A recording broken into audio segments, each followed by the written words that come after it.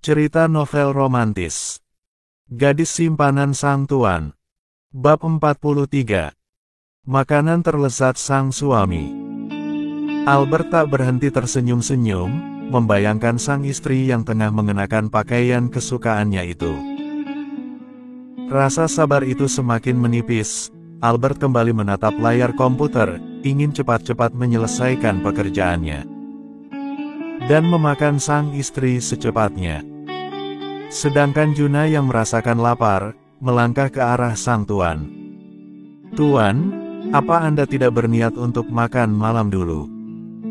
tanyanya basa-basi, padahal perutnya sendiri yang sudah minta diisi. "Tidak, Jun. Aku ingin menyelesaikan pekerjaanku secepatnya.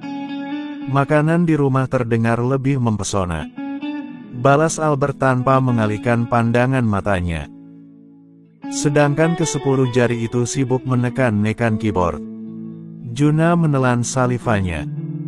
Gagal sudah ia memanjakan perut yang sudah kepalang meronta-ronta. "Baiklah tuan." Juna kembali menyeret kakinya dengan lemah. Badan tegap itu gontai, membutuhkan asupan. Kalau kau makan, makan saja Jun," ucap Albert tiba-tiba, membuat sang pemilik nama langsung tersenyum sumringah. Lelaki itu berbalik, menghadap kembali ke arah Albert. "Benarkah, Tuan tidak apa-apa? Tapi nanti setelah aku selesai, hehe," ucap Albert cengengesan. "Sialan. Dasar bos kurang akhlak." Saat lelaki itu sampai di depan gerbang rumah mewah, tempat di mana ia dan sang istri mengarungi bahtera rumah tangga. Tanpa menunggu lama, Albert langsung mengayunkan langkah yang terlihat lebih lebar dari biasanya. Meninggalkan Juna yang hanya bisa menatap iri, ingin cepat-cepat merasakan pulang bekerja disambut oleh sang istri. "Hai, apa aku ajak Nana menikah saja ya?" Albert membuka pintu besar itu tidak sabaran. Mengedarkan pandangan matanya ke seluruh sudut ruangan, mencari sosok berbadan mungil yang sangat ia rindukan. "Sayang," panggilnya, melangkah semakin ke dalam. Dan saat ia hendak pergi ke kamar, ia melihat sekelebat bayangan sang istri, disusul bunyi alat-alat masak yang tengah digunakan. Kaki Albert berpindah haluan, dengan uluman senyum, ia masuk ke dapur. Dan benar saja, dengan pakaian penambah semangat, Cila terlihat sedang menuangkan sayur sup ke dalam mangkuk. Albert memperhatikan gadisnya seraya melangkah tanpa suara, dan dengan lembut tangan kekar itu melingkar sempurna di perut Cila. "Apa yang sedang kau lakukan, Hem?" tanya Albert, sedangkan kepalanya sudah melesak di antara ceruk leher istrinya. Menghirup aroma itu, aroma yang begitu membuatnya bersemangat. "Aku habis masak, sayang. Apa sekarang aku sudah miskin?"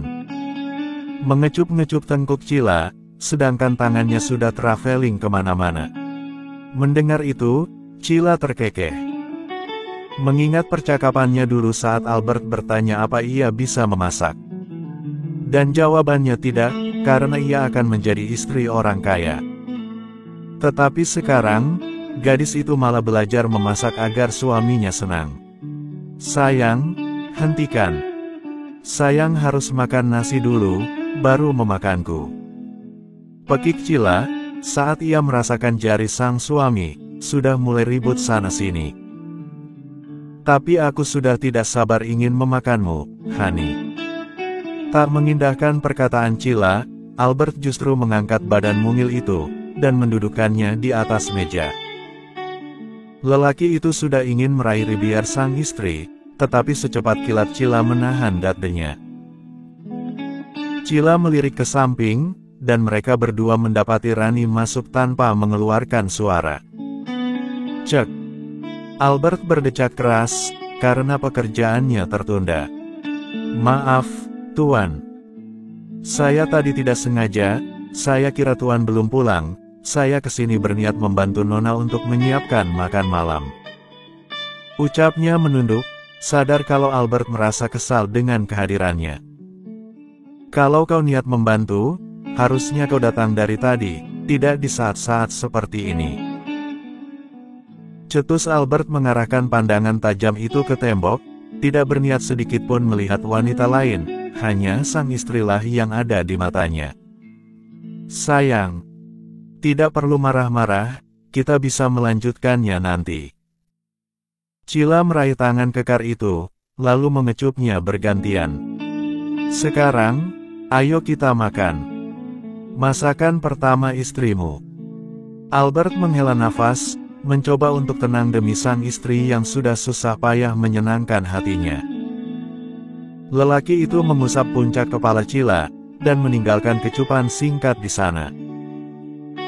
Cila menyendokkan nasi ke piring sang suami, lengkap dengan satu mangkuk sup, tempe goreng dan telur dadar. Selamat makan, suamiku. Ucapnya dengan senyum mengembang, berharap masakannya dapat membuat suaminya bersemangat dan berselera. Dengan senang hati, Albert menyendok dan memasukkan nasi itu ke dalam mulut. Ia mulai mengunyah, sedangkan keningnya sedikit mengernyit, menikmati setiap rasa masakan istri kecilnya. Jangan buat dia kecewa, jangan buat dia kecewa. Kau pasti bisa menelannya. Gumam Albert dalam hati, dan terus berulang hingga kunyahan itu habis ditelan, masuk ke kerongkongan. Bagaimana sayang, apa rasanya enak? Tanya Cila antusias, meminta pendapat. Raut wajah itu terlihat bahagia sekali, dan Albert tidak bisa merusaknya. Pelan, Albert mengangguk. Lalu mengangkat jari jempolnya. Ini sangat enak, sayang. Ucapnya, lalu mengecup pipi cubi Cila yang merona. Benarkah? Wah, berarti usaha Cila nggak sia-sia. Ujar gadis berlesung pipi itu dengan bertepuk tangan. Lalu muah-muah, ia mengecupi seluruh wajah Albert tanpa ada celah. Sedangkan Rani mengernyit heran, kenapa tuannya bilang enak, padahal masakan itu sangat asin dan tidak layak untuk dimakan. Tapi ngomong-ngomong, berapa banyak garam yang kau masukkan ke dalam sup ini? Tanya Albert menyendok lagi. 3 sendok. Balas Cila dengan mengangkat jarinya, menunjukkan angka 3. Albert menahan senyum. Lalu mengusap puncak kepala Cila dengan sayang. Apa kau sudah mencobanya? Pelan, Cila menggeleng. Tidak. Barani yang aku suruh coba. Kata dia enak, dan kakak pasti suka. Dan tebakan dia benar. Tentu saja, ini kan masakan istriku. Dan masakan ini adalah masakan terinyak yang pernah aku makan. Senyum Cila semakin lebar. Aku jadi penasaran rasanya, kakak aku mau coba. Dan Albert langsung menggerakkan jarinya. Tidak boleh, ini punyaku. Lelaki itu kembali menyantap makanannya dengan begitu lahap, agar sup itu cepat habis dan Cila tidak perlu mencicipi masakannya. Sayang, tapi aku ingin coba.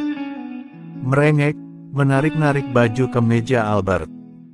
Tidak boleh sayang, kau membuatkan ini untukku, jadi kau tidak boleh memintanya. Apa supnya seenak itu? Ini benar-benar enak. Kalau begitu Cila akan masak setiap hari. Albert langsung tersedak, Cila buru-buru meraih gelas berisi air putih, dan menyerahkannya pada lelaki itu. Sayang, pelan-pelan. Tegur Cila seraya mengusap-usap punggung lebar suaminya. Kau tidak perlu memasakkan makanan untukku setiap hari. Kenapa? Kening Cila langsung berkerut lengkap dengan ribiar yang mengerucut, kecewa. Dalam hati Rani mulai cekikikan, tahu kalau sang tuan pasti sedang berbohong.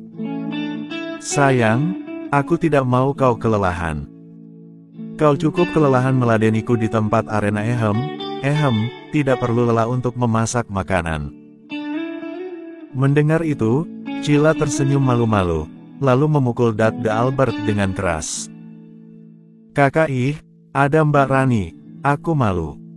Kalau begitu, Albert bangkit dari duduknya, lalu tanpa aba-aba ia mengangkat Cila, hingga tangan gadis itu suskes melingkar di leher kekarnya. Kita ke kamar saja, supaya kau tidak perlu malu-malu. Malam ini aku ingin melihat keahlianmu. Bisik Albert merayu. Melangkah tanpa memperdulikan Rani yang terus menatapnya. Pakaian kurang bahan itu teronggok sembarangan, sedangkan selimut dibuang oleh Albert ke lantai. Dan, terciptalah guys kegiatan melesat itu. Asyik. Oke ya, dilanjutin sendiri. Dengan nafas yang terdengar memburu, Albert mengangkat sang istri, lalu membaringkannya ke samping, takut perut gadisnya tertekan dan merasa tidak nyaman. La membiarkan lengannya dibuat sebuah bantalan, dan satu tangan yang lain, mengusap-usap surai hitam panjang milik istrinya dengan penuh kelembutan. Aku mencintaimu, Hani. Bisik Albert lalu mengecup kening basah itu. Cila mengulum senyum, dan membalas ungkapan kata cinta suaminya. Aku lebih mencintaimu, sayang. Kedua netra mereka bertemu, dengan binar yang masih sama, bahkan semakin membuncah. Luber kemana-mana. Sayang, tadi siang aku habis curhat dengan Juna. Ucap Albert tiba-tiba. Curhat tentang apa? Gadis itu mendongak, menatap wajah tampan suaminya. Tentangmu, dan dia. Albert mengusap perut yang semakin terasa menonjol itu. Usapan lembut yang menenangkan. Memangnya ada apa? Apa ada masalah?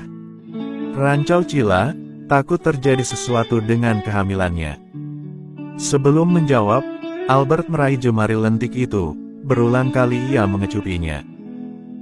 Lalu meletakkannya di atas pipi. Aku takut sayang, aku takut saat kau melahirkan kau merasa kesakitan. Aku tidak bisa membayangkan kau merasakan itu sendirian, aku takut di tengah jalan kau gagal. Stttt. Cila langsung mendesis, meminta Albert untuk berhenti melanjutkan ucapannya. Ia menatap netra teduh sang suami, dan benar adanya, ada sebuah ketakutan di bola mata jernih itu. Aku tidak akan apa-apa, aku pasti bisa melakukannya, selagi kakak ada untuk kita berdua. Dan ingat, jangan lupa untuk berdoa, selagi kita sedang berusaha. Aku akan kuat bersamamu, suamiku. Albert menelan salivanya, merasa haru, secepat mungkin ia merengkuh pinggang itu, lalu memeluknya erat, memberi kecupan di puncak kepala Cila dengan begitu banyak. Jangan sembunyikan apapun dariku. Saat kau merasa sakit, bicaralah padaku, saat sedih berbagilah denganku, saat kau senang ceritakan semuanya padaku, karena aku tidak ingin melewatkan sedikit pun tentangmu. Apapun, aku ingin selalu menjadi orang pertama yang kau ingat. Tutur Albert. Kau mengerti. Pelan, Cila mengangguk dalam dekapan suaminya. Gadis itu merasa begitu dicintai, hingga ia tak mampu lagi membalas kata-kata Albert. Ia sangat mencintai suaminya. Mereka berdekapan cukup lama, hingga Albert teringat akan sesuatu. Hani, apa kau sudah minum susu? Tanya Albert, rutinitas malam yang belum ia lakukan. Belum kak. Aku buatkan dulu ya, setelah itu kita tidur. Ucapnya dan dijawab anggukan oleh Cila. Albert bangkit dari atas ranjang setelah memberikan kecupan manis di puncak kepala sang istri. Ia mengambil selimut yang sempat ia buang, dan membalutnya di atas tubuh Cila. Lelaki itu memakai pakaian lengkap terlebih dahulu. Merasa tidak lagi leluasa karena ada orang lain di sekitar mereka. Sebelum melangkah keluar dari kamar, Albert kembali melirik sekilas istrinya yang tergolek lemas, dan saat itu juga biar Albert langsung tertarik ke atas. Sedangkan di rumah yang terlihat cukup luas, jendela seseorang terbuka lebar. Gorden meliuk-liuk terkena terpaan angin malam yang masuk, begitu menusuk.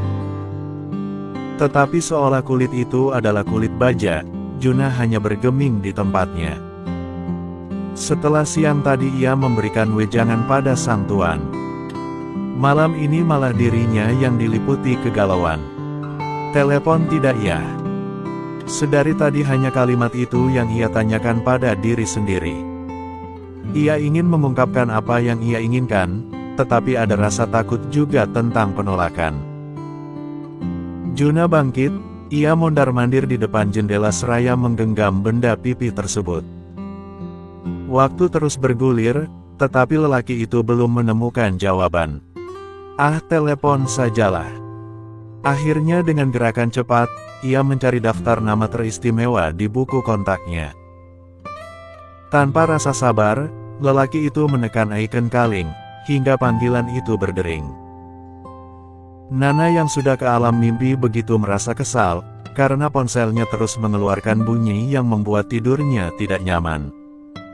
Cek, sialan. Siapa sih? Ganggu banget deh. Dengan gerakan malas, ia meraih benda pipi itu dari atas nakas. Lalu tanpa membaca nama si penelepon, Nana mulai menjawab panggilan. Halo, ada apa ganggu malam-malam gini? Gue ngantuk. Cetusnya tidak sadar, bahkan suaranya terdengar sangat parau, khas seseorang yang baru saja bangun tidur. Nah, ini aku, pacar kamu. Aku mau ngomong sesuatu. Balas Juna, berharap malam ini ia bisa berhasil mengutarakan isi hatinya. Siapa? Kok siapa? Memangnya pacarmu ada berapa? Hehe, cuma Kak Juna. Tertawa sambil bergumam-gumam tidak jelas. Bahkan matanya senantiasa terpejam. Aku kira. Aku mau ngomong sesuatu, nah. Dengerin ya. Ngomong apaan? Besok aja bisa nggak? Ngantuk banget nih. Keluh Nana, menarik guling lalu memeluk semakin nyaman. Nah, serius. Aku mau bilang ini sekarang, supaya hati aku lega. Aku tidak bisa tidur jika terus memikirkan ini. Duh Kak, mau ngomong apaan sih? Tanya Nana mulai kesal sambil menggaruk pipinya yang terasa gatal. Juna menjeda dengan menarik nafas, tiba-tiba saja jantungnya berdetak lebih kencang. Sumpah demi apapun, ia sangat gugup sekarang. Juna bergumam, lalu menelan salivanya. Nah, kalau setelah kamu lulus sekolah terus kita menikah bagaimana? Kamu setuju tidak? Ungkap Juna, lalu menggigit kepalan tangannya. Otak Nana yang sudah mulai oleng mencerna ucapan Juna. Dan detik berikutnya gadis itu justru tertawa.